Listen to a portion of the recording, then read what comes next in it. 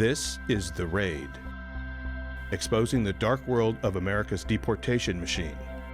I'm your host, John Carlos Frey. On the podcast today are journalists from a local community newspaper in Los Angeles called Caló News. Denise Florez is the editor, Jacqueline Garcia, a senior reporter, and Brenda Verano, a community staff reporter.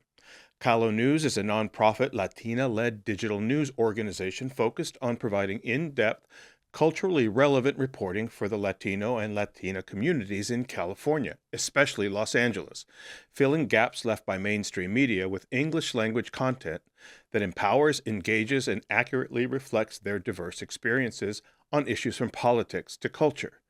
They use multimedia, community events, and partnerships to tell authentic stories and build civic participation. Welcome to the podcast, all of you. Thank I you. wanted to start with each of you, if you wouldn't mind your role with the publication and your name. Okay, Jacqueline Garcia, reporter with Caló News. I'm Denise Florez. I'm editor of Caló News. My name is Brenda Verano. I'm also a reporter with Caló News. Welcome again. And Denise, if you don't mind just giving us a little bit of a background of the publication. Yeah. So Caló News is a news site, and we cover Latinos in Los Angeles and in California, and we're also expanding to Arizona and Southwest. So you're just covering whatever happens within that region? Yes. And it's my understanding that this is a Latina-run organization. It's women who are running the paper, right? Yes. Or do you call it a newspaper? I call it a news site because we don't print. So I feel like newspaper is like on print, but it's available it's a news digitally, right? It's just a digital publication then, right? Yeah. So tell me about the background of women-run organization. So I started in 2024 as the editor, and we also have a Southwest editor that is Joanna Jacobo. And so she covers Arizona. We just started this year to cover Arizona, and we're looking to expand into other states. And just to let you know a little bit, it's not that it's Latina because we wanted it to be like this. It's just that it happened that all the reporters and editors, somehow they ended up being women. So now that's how I think Latinas are going to save the world. So I'm glad that it's women running the show. We do have a copy editor. His name is Abelardo de la Peña. So the token male. You have one male. We do have one. Yes. It's nonprofit?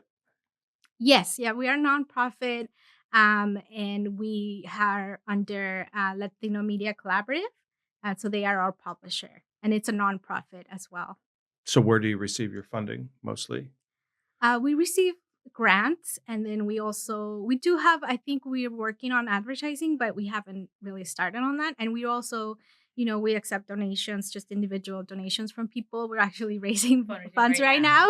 Yeah. So we have an agreement with Newsmatch. It's an organization that they match donations. And right now, for the month of December, they're going to match donations on triple the donations. So that's nice. We'll be able to, have a little bit more funds, hopefully. And then we also have memberships. We're starting on having members right now. So we're slowly growing. We started, I think, 2022, right? Mm-hmm. And Brenda was the first one of the first reporters for Caló News. Yeah. So we're relatively new, but we're growing, we're expanding, and we're just trying to cover Latinos, the Latino community within LA, within surrounding counties. And also we have a reporter in the state, in Sacramento, just covering like state policy and how it affects the Latino community. So predominantly your coverage is for the population, a sort of English, Spanish speaking, Latino community based reporting. So it's mostly for what's going on with that community and for that community? Yes. I mean, we are community centered. We try to have it on like a local level. A lot of we have different reporters in different areas. We have a reporter in Bakersfield. I myself, I'm in the Inland Empire. Brenda is in South LA. So, and Jackie is in Wilmington. So we were different areas that we cover throughout the county in LA and other counties. And if I may add, this is very important because we are hyperlocal news. So we are always this is our main tool. So we work with our phones, like we are recording live as much as we can. We are uploading in social media, and because we're trying to get the information to the Latino community. But let's remember that newer generations, even though they care about the Latino issues, they don't really speak Spanish, so they understand more the English version. So we do English stories, and some of them we translate them into Spanish. What's the name for a Mexicano or Latino who doesn't speak Spanish? Isn't there a term? The pocho? Pocho. We have some yeah. pochos, very proud pochos. We have Chicanos, we have Mexican Americans, we have Latinos. Where are you all from? Can you just go around and tell me? Yes, ¿A Mexicana from Puebla originally. So I have been here like since I was 12, many, many, many months ago. So Okay. I'm from Mexico City, and I moved out here when I was 18. Yeah, parents Mexico City, Querétaro, and then from South Central.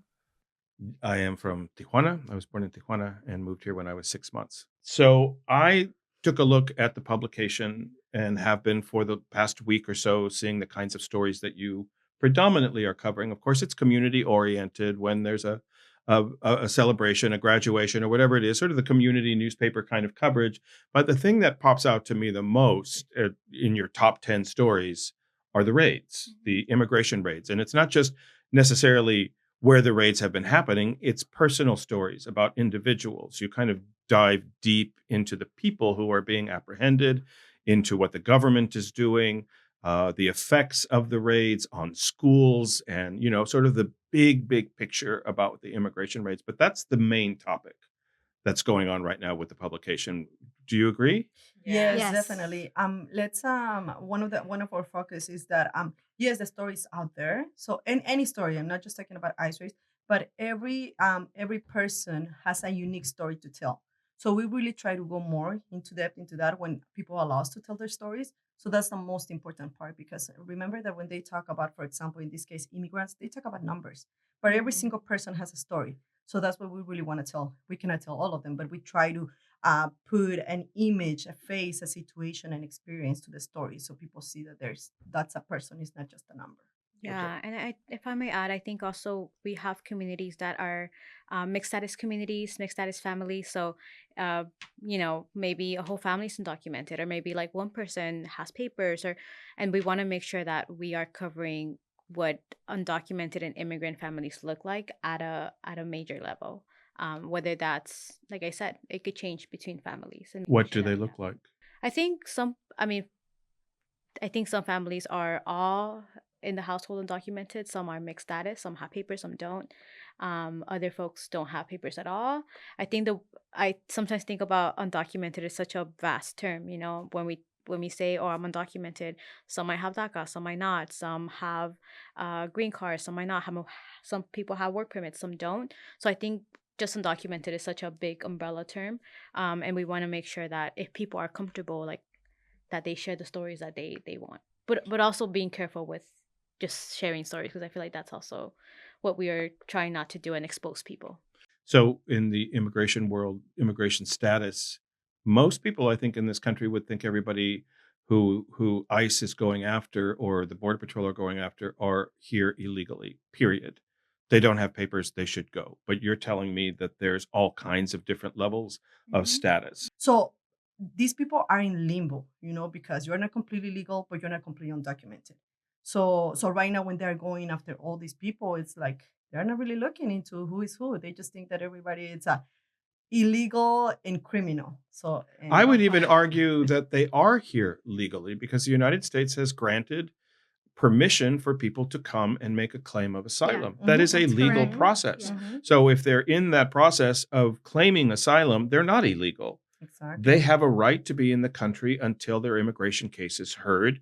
And then after it's heard, then we can decide whether they belong here or they're going to go back to their country of origin. So that whole process is legal. Definitely, definitely. And that is something that we want to highlight in some cases, because what Brenda said right now, putting the undocumented people in a big umbrella, it doesn't really identify the different groups of people that are fighting for the cases, that they have a very important reason to probably run from their countries. And these are also some of the stories that we want to tell. I have heard that the government, if they apprehend somebody who's in the process of seeking asylum, that is a crime, that they're not supposed to be rounding up people who are in the process of seeking asylum. That's illegal because they are here legally. So to apprehend somebody, the government itself is in violation of its own laws. Exactly. But if we look at right now, like I think majority, and I can say honestly that majority of the things that the federal government is doing, it's illegal.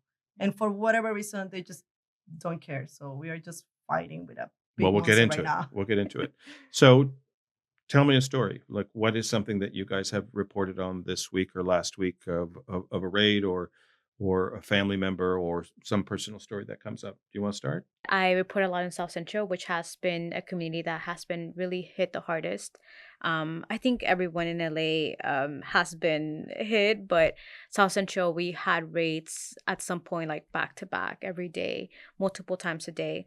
And I think I recently went to a car wash posada that they had for a lot of car washers that were, undocumented or that had just been affected by the raids.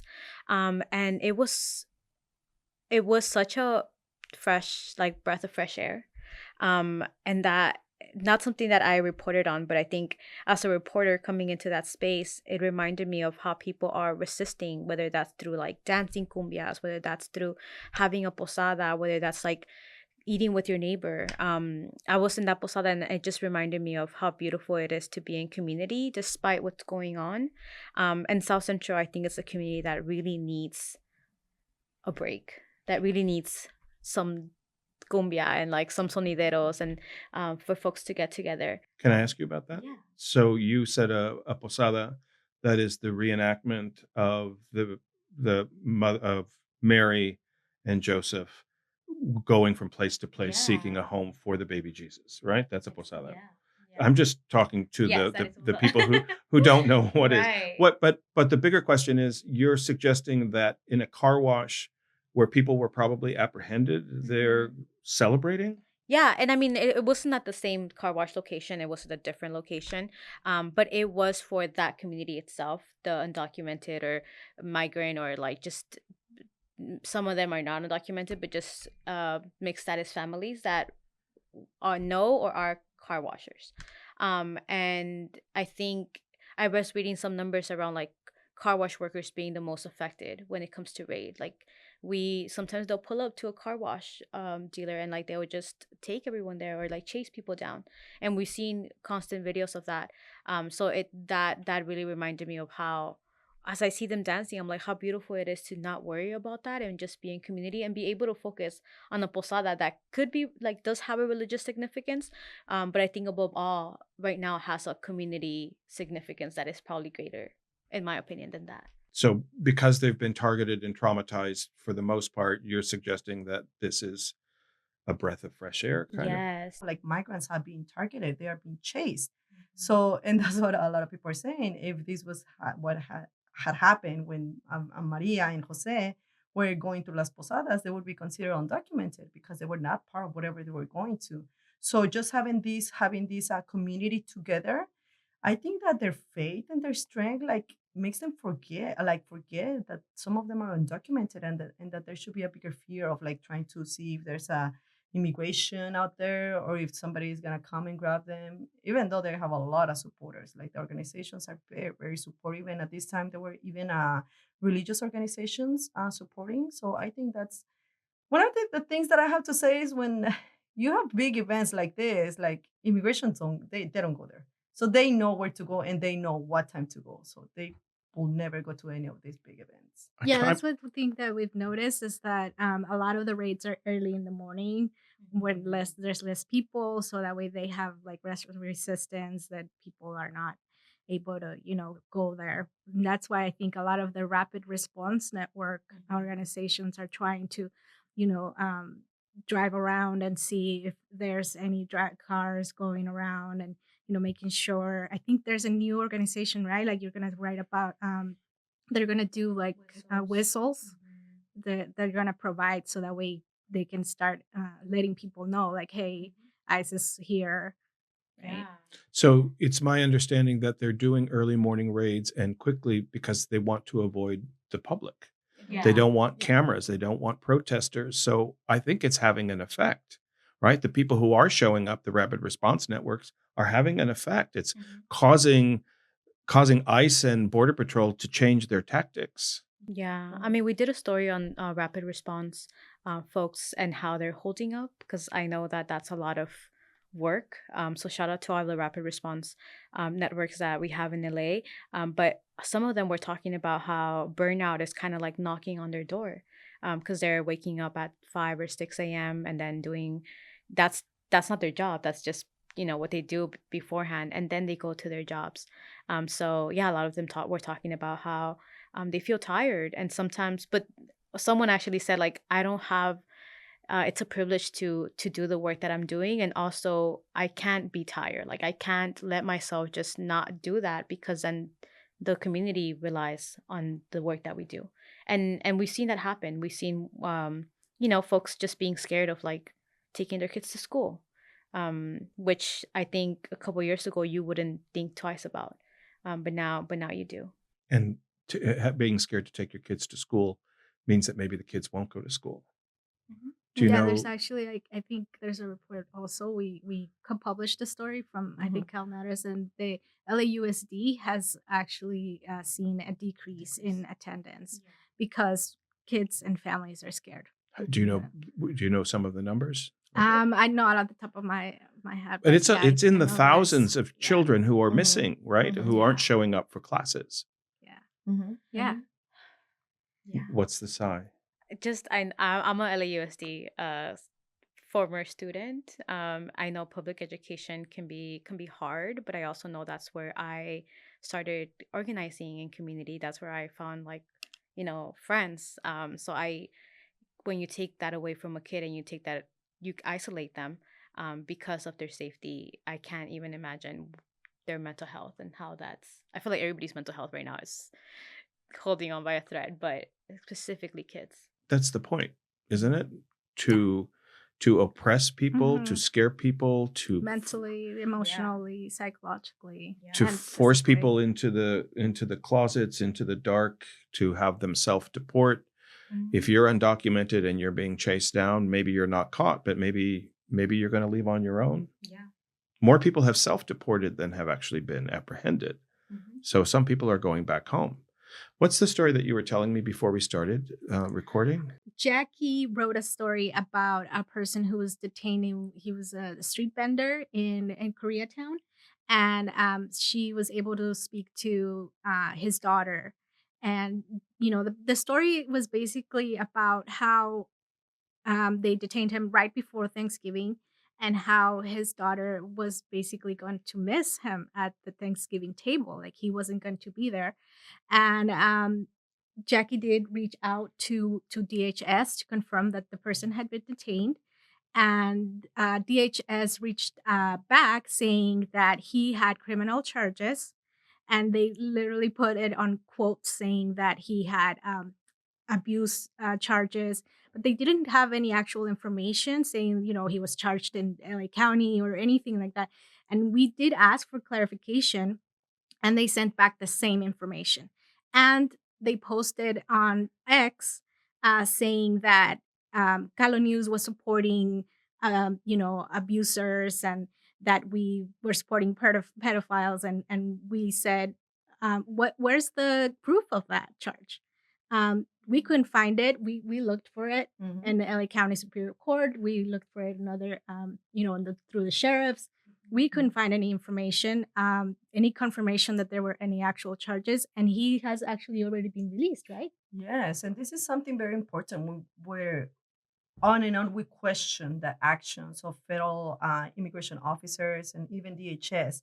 As we mentioned before, every time that we write a story, we try to get the other side because it's the objective thing to do. So every time DHS would get back to me with whatever answer, and for I don't know what was the reason, but this time instead of getting back to me directly, they posted the tweet on X saying that this person was considered a pedophile, a criminal, and all these horrible things. Wait a So minute. The person, the street vendor. yes, First of all, I think Denise, you said that he was detained. Let's just understand what the word detain means. He was arrested. He was arrested, and Right. he was in the detention center. When he was at the detention center, that's when his daughter started posting messages on social media. That's how I found her, because one of the things that we have to say, and I think with my colleagues is the same thing. We find a lot of unique stories in social media. You just have to scroll, and then you just have to start looking, and you will find those unique stories. So that's how I found her. I started talking to her, and then she told me about he was innocent, nothing. He hadn't done anything. So DHS accused them of all these horrible things in social media, and then they also accused us of like supporting this person. So of course, like we're looking for all the information, and as we're looking for this, like we don't find anything. I asked DHS, like we don't find anything. Do you have any of this information? They couldn't give me any information back. He had a hearing date. I believe it was towards the end of November. That hearing date was moved to the beginning of January, and I believe this past weekend he was released. So They wouldn't release a pedophile, would they? right, that's my first question. I'm like, you get to see how many times they do deport people within 24 hours. And then I'm like, if this man was the worst of the worst, which let me tell you, let me be very clear, we could not find any single criminal charge of this man, whether it was at the local police, at the court, nothing. So if this was this horrible person that they were saying, so why was he released? He still has to go to a court day at the beginning of January, but he wasn't deported within 24 hours. Nor are there criminal charges being filed that you're No. aware of. No. So let me see if I have this right. Street vendor, do you know what he was selling? Yes, miscellaneous stuff, toilet paper, Just one of the people that we usually see laundry, on a detergent. sidewalk Yes, selling. yes, corner. Okay. Corner of, So the he street. is in the country assuming that he doesn't have legal status, Yes, for 30 years. So He's been more in- than 30 years. and he has a family. Mhm, U.S. citizen children? Yes, and grandchildren. Apparently, this is a very honest and hardworking person who was able to raise 6 children, and now he has a lot of grandchildren. Everybody advocates for him, and that's why nobody could believe what's going on in this situation. So when you covered this story, you reached out to DHS for a comment or to figure out where he was or what happened or why he was apprehended. Yes, all of the above. And they So- responded by saying that he had criminal charges of some kind of sexual molestation. Yes. If you don't mind me reading, it says this journalist is defending a sick criminal illegal alien with a history of oral copulation. It has to be copulation. but they Oral misspelled it. copulation? Yes, they misspelled it. So of a minor under 16 and a separate charge for molestation of a child under 18. Alleged charges. Yes. And this was a Alleged tweet. charges. This was not And this was a to- tweet. to The attack government you. This was a the tweet. government tweeted that information for what purpose? If you can't, I would imagine that if somebody was accused of having oral sex with a minor, that would be some kind of a charge that you would be able to find on his record. Exactly. And that's why the first thing, because for me, as soon as because after they sent me the email with the same information, and the first thing is like, oh my goodness, like I'm gonna have his family, they're gonna find out about this. But right away they were like, none of this is true. Like he has never been in jail, he has never been accused, there's no charges, there's nothing. So we started looking into it, and nothing. We were not able to find anything. So, and again, like if this was that horrible, undocumented person that they were describing, I'm like, he wouldn't be deported right away. So, and no, like his family they're really glad that he's at home, even though he has to go back to court. But all these things is where we question how much of this is true from what DHS and the federal government are saying. It sounds like none of it is true. And But we know here's- they lie too. We know they lied. We know they lie. I think we've seen information where it's not factual or where we can't prove. Yeah. And yeah, You should use the L word. they're liars. I mean, I really do think that the government, that's your job as a journalist, is to call the government out, especially if they're misrepresenting or lying about. You're the editor. Yeah. They smeared the publication. They said that Yeah. you were, what was their statement? That you were defending Illegal criminal, an illegal alien, criminal illegal alien. but they also said you were defending a pedophile Yeah. or something. Yes. They said we were defending The a Caló pedophile, News yeah. want children sitting next to a pedophile at this Thanksgiving dinner. That was a Does That was Caló the kn- headline was like, he's not going to be at the Thanksgiving dinner, basically. So That that's was what they the were. publication, what your Yes. publication Right. printed was he's not going to be home for Thanksgiving. Yes. Yeah. And the government responded by saying, does Caló News want a pedophile sitting at the Yes. Thanksgiving Right. table? Yes. What do you think about that? Sick. I mean, yeah. Once that happened, I mean, we reposted their ex post on Instagram saying like we are investigating, but we do not know of any charges. Like I felt like we have to defend our position as a news site, as a news organization. But at the same time, like we're not gonna say, like literally what they're saying. We're saying that's what they actually posted on social media, and these are the charges that they are alleging, and we're gonna investigate. And so we did. We continued to investigate. We checked on all the, court and everything that see if there were any criminal charges, and we couldn't find anything. And then he was released. And then he Mhm. was released. Mhm. Yeah. Why do you think they would post something like that? I think that because they see us as a small news site, that they can intimidate us. I mean, they're even suing the New York Times. They're suing, larger organizations. So I feel like they're just trying to attack any media that tries to, you know, check them on what they're doing. Mhm. And even in this case, we weren't even actually like saying anything other than what was actually happening. What the daughter was going through, missing her father, who was detained on the corner of a street in LA.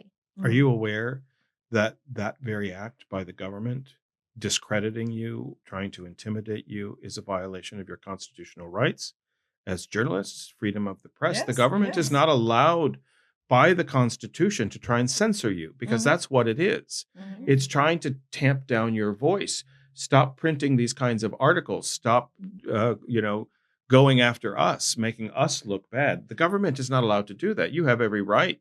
Definitely. And I think this was just a matter of time because as you mentioned, from June 6th, when the raid started, up until now, we have been doing immigration stories almost every single day. And I'm sure DHS, like they already know about us because we're always asking them. Like I course was they telling do. you, always, always. So I think it gets to a point, like what Denise was saying. So now they want to target us. So I don't know what is the purpose. I don't know if they're like she said planning to for us to stop doing this work, but I'm sorry, this is our work. Like we're gonna continue doing it. Well, if I were to compare the stories that I see on your publication, on your site, to what I hear on Fox News, it's not the same. These Mhm. people are criminals. These people are ruining America. These people are taking jobs. They're rapists. They're killers. They love DHS. They love ICE Mhm. and the Border Patrol. So you're in opposition. Well, even if the case was true, that there were actual charges against this person, he still has a right to court. He still has a right to due process. And that's the biggest issue, is that they are not respecting due process for a lot of the people. They're simply just detaining them because they're literally mowing lawns, because they're gardeners, because they're car washers, because they have the low minimum wage and they're speaking Spanish and they have brown skin. And that's their crime, and that's literally they're just taking them without any due process, without any court dates, um, unless they have a lawyer, unless they have some exposure that, people, hey, there are people that are going to miss these people. They have families, they have kids, they have, wives and husbands and everything. And, it's still happening. And I feel like that's the biggest issue. They are not respecting due process. They're not um, respecting due process. And at the same time, you're also saying there's a racial component. Yeah, I mean, the Definitely. Supreme Court Definitely. literally said that it's justified to detain people if they are speaking Spanish, if they are working a minimum wage job, and if they have brown skin, if they look like, ethnically Mexican or Latin American. If you found that this individual that we're talking about, the street vendor, had criminal charges of pedophilia, you would have printed that. By all means. Yeah, I mean, that is our job. we have to do it. I feel like we have to Mhm. print that and say, yes, he does have criminal charges. We did find that. I feel like that's a responsibility to give the truth on what's actually there, but we couldn't find it. Yes, because remember, and probably at this point, because there's a lot of influencers and a lot of people that they think they are reporting because they just have a phone or access to social media. But the job of the reporter is to report the facts, whether it's hurtful for the family or not. If this was true, we were gonna report about it because that is our main job. It wouldn't be hard to find. If Definitely, Yeah. definitely. That's the most those are important court thing. documents that are Yes, available to the public public. records, public records. So Right. definitely. Right. So What area do you cover? South Central. Can you tell me what we're seeing now today? People think that ICE and Border Patrol have left Los Angeles and they've moved to North Carolina or to New Orleans, or they're going from place to place. What's happening in South I've Central? heard that. I've heard Karen Bass say that, numbers have gotten down and that we don't have a lot of raids. And I feel like that couldn't be furthest from the truth. Shout out to a lot of other reporters that are also reporting and tallying the ICE rates. But in South Central, I think even if there isn't a ICE raid every day, there's still fear. And we see communities. I live in South Central now. My friends live in South Central, and sometimes we're walking, and I'm like, "There's no one in the streets. Like, where are the street vendors? Where it's so silent. It feels like a ghost town." I will say that in South Central, there is a lot of community organizing. There is local community patrols that patrol the streets every morning. So they do bring a sense of safety. There's also a lot of food drives, toy drives right now. Christmas is just around the corner. There is a lot of community support, but there's still a lot of fear. And I think there's still a lot of folks looking to just be back to their communities. Is Karen Bass right that immigration officials have left? Definitely not. That's further from the truth. There's still a lot of ICE raids. People are still afraid. We still have the ICE offices. They're super close to ICE, to South Central.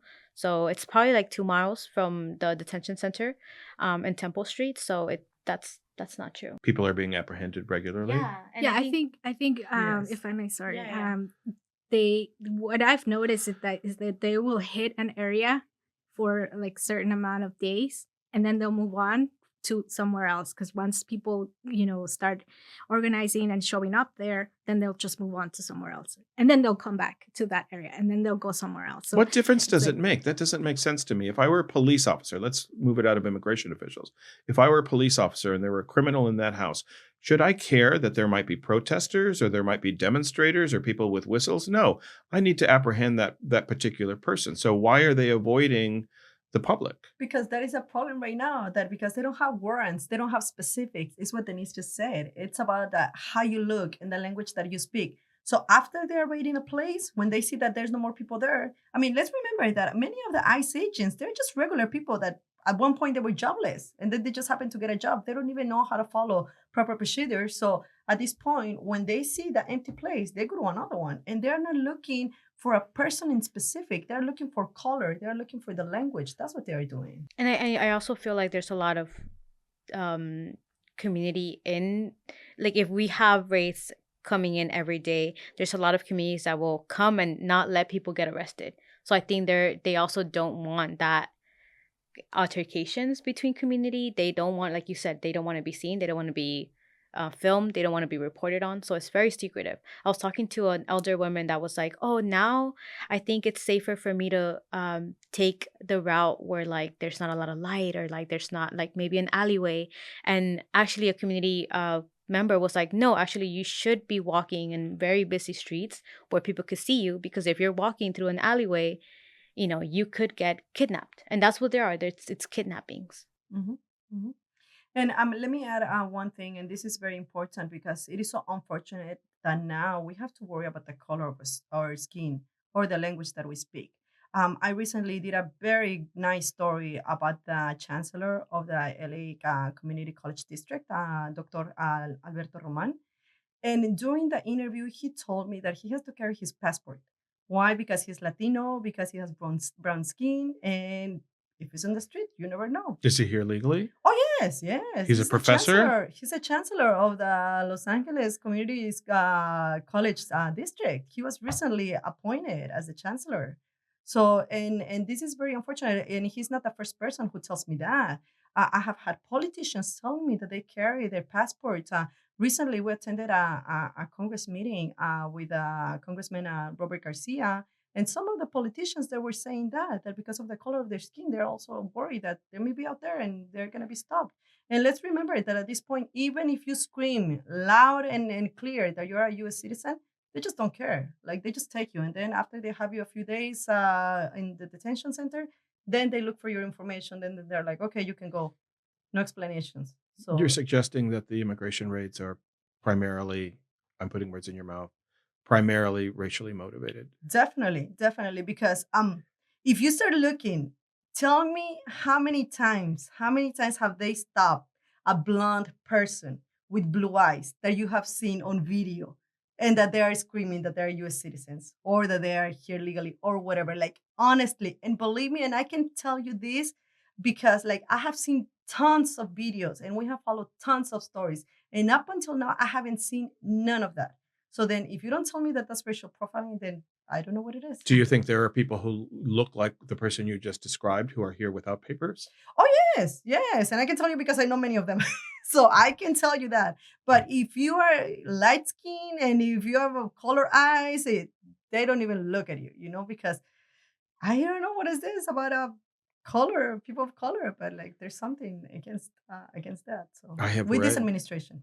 I've read that there are close to 1 million undocumented Canadians in the United States that have overstayed their Yes. visas or crossed the Yes. border with a tourist visa or went to school and are no longer going to school or have fake marriages. Oh So all of yeah. that, you don't see them being apprehended. Yes. You don't see So them. many Europeans that are undocumented, but because they're white, so they don't even look at them. It makes sense though. I mean, if I have to get millions of people deported, wouldn't it be easier for me just to kind of drive down the street and go to a Home Depot parking lot where there are 30 men looking for jobs? They all speak Spanish, they're all Mhm. brown. I got my quota. Yeah, Yeah. exactly, exactly. And let's remember this happened, and this is something like when they said history repeats. I remember like on the 60s when the Mexican repatriation happened, there were a lot of US citizens that they were just like grabbed and put on trains and then sent back to Mexico because they didn't want them here. It doesn't matter if they were US citizens, it's just they didn't want the Mexicans here. So I did a story about how these people they ended up in Mexico, not speaking the language, not knowing where to go, and then years later, they were allowed to come back because they were US citizens. So something similar is happening right now, except that they just your color of your skin and then you gotta go. Can I ask you, you appear to be young to me. Can I ask you your Thank age you. if you want to tell me the truth? You don't have Yeah. to. No, You can lie about your age a little I'm gonna bit. lie right now. No, I'm 27. I'm 27. What do you think about what's happening as a 27-year-old, I mean, I think even right now I'm taking it all in as we're all talking about it. I feel like I've been more on like the just hearing. We as much as we like work together, I feel like this is the first time that we're kind of like, let's talk about this. So I'm just listening to my editor and to my colleague. It's a lot. It's a lot. I think for me, mental health has been really tied to this. I love I love what I do. I love reporting and I love journalism. I do for me like it's personal. I think for all of us here in this table in this room, immigration is such a personal topic. So I'm still dealing with how do I clock out, let's say, right, like 9 to 5, like okay, I'm clocking out, I'm done. But immigration, I mean, it's all around us. It's all around where I live. It's all around who I am, and I feel like that you never clock out of that. So for me, it's as a reporter seeing it happen, writing about it, sometimes it feels like there's no break in between. And I think to say that reporters have also been apprehended and have also been targeted. We've seen with the DHS story that we just talked about, but we've also seen it in protest. We had a lot of some of our reporters that were out there in the LA protest that were hurt, that were targeted by LAPD. And I think when I think about June 6th and I think about December, now, it feels like so many things have happened. It feels like years within those months. It's like a war. It's like a It's like a war yeah. zone. Like it sometimes feels very much like we're in the middle of a war zone, and it Mhm. just the attacks just keep coming here and there, and we're just kind of like trying to cover as much as we can and do it in a way that, that we are representing people fairly and factually, but also, as part of the community, like we want to make sure that people don't feel like we're exploiting their stories, but more like we want people to know that, that these are real people, that they are human beings, and that, you know, whether they're here without proper documentation, or whether that documentation was taken away because they're trying to do that with some people, like they actually had permits to come in and now they're trying to take away some of those permits. um, Whatever their legal situation is, they're still people, they're still human beings, and we all have a right to that process, the due process. I'm sensing that you are personally affected. Yeah, no, definitely. I mean, I feel like I mean, being here, it feels sometimes like I'm a second class citizen. I thought about doing that and having my passport with me at all times, but I feel like, what if they just take it away and they rip it off? And it's like, You think about that? yeah, I think about that, and it's scary. It's honestly scary to feel like a second class citizen and feel like, um But you're here legally. yes. You have the proper documentation that would allow you to stay here and not be detained or deported, Yeah. but you still feel that way. I still feel that way, yeah. I still, I mean, I am I going to like get in trouble if I start speaking Spanish on the street? Like it's like, um, like if they can hear my accent in the words that I'm saying, it's like, it's funny because they like, my daughter will say like, no, no, you're just like American, like you're American, but like at the same time, sometimes the actions that I see don't make me feel like I belong here, you know? And it's scary. It is scary. La última. Well, I gotta say that I have a long road that at this point I am a little more, I guess, resistant because I came as an undocumented child. I was undocumented until the age of 29, and then I became a DACA recipient. So after a few years, I was able to legalize my situation, and I'm very open about this. If you look at my name, I'm always writing about this. So I was able to legalize my situation, became a resident, and then became a U.S. citizen. So, but I understand the struggle like firsthand because nobody's gonna come and tell me what it is to be undocumented. Nobody's gonna come and tell me how does it feel because I was there at one point. I am not there anymore, but I know what it is, and that's why I think it's very important to tell these stories because I know there's a lot of people, and I have seen it on the field, reporters that really want to tell the story of somebody, but when you don't understand the struggle, you don't really know how to tell the story. So I feel that sometimes people feel a little more open to talk to us about these situations because they see us. And I always tell my story. I'm like, I'm not any different. Well, probably just a little bit because I'm a U.S. citizen, but that doesn't mean that I don't know the struggle. That doesn't mean that I don't know what it was to be completely undocumented. So that's why I'm very eager to continue telling these stories. I think what I'm seeing with Caló and the work that you're all doing, that you are not separate from the community. You We are are the members. community. You We are. are the community. So, and that is very important because the stories that we tell, let's remember all of us here, we know somebody that is undocumented or we have a family member that is undocumented. In LA, because we are in such a huge city that it's very mixed. So everybody here knows somebody that is undocumented. Whether it's your neighbor, your friend, a friend of a friend, you know somebody. So, and this is something in our case is more a little more personal, not so much because all of them are our family members, but because these are the communities that we cover every day. Probably last year, I was covering the stories of schools and children graduating and festivals and things like that. And this year, I'm covering the same families being afraid of being deported, being afraid of going out, sending their kids to school because of this situation. So these are the very same communities, just with different stories. And I think as journalists, we're always told to be like unbiased and, neutral to things. I don't think there's space for that anymore. I think as reporters, we can't be that. We have to be in touch with the community and be in touch with ourselves and be in touch with the people that we're reporting on. I don't think that's an option. I think as the seasoned journalist here, or I should say, the oldest journalist here. Journalism is a form of activism. It is. I have always said that if I wasn't a journalist, probably I would be an activist. You are. You are, because you're telling the community's stories and you're Mhm. telling it in a way to raise awareness so that hopefully it will bring about change. That's what an activist does, is gets involved to change what you see. Mhm. You can't do that at the front of a march or a demonstration because you're supposed to be objective.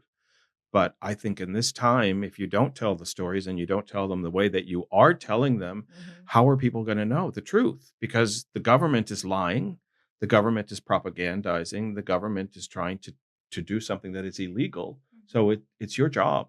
Sorry. Will you come back again and again, and we'll keep doing this over and new stories and what's going on? I really enjoy this Definitely. conversation. Thank you. We really enjoyed. Let's Thank do you for the it. space. Great. Thank you very much. Thank you. Thank you. Thank you.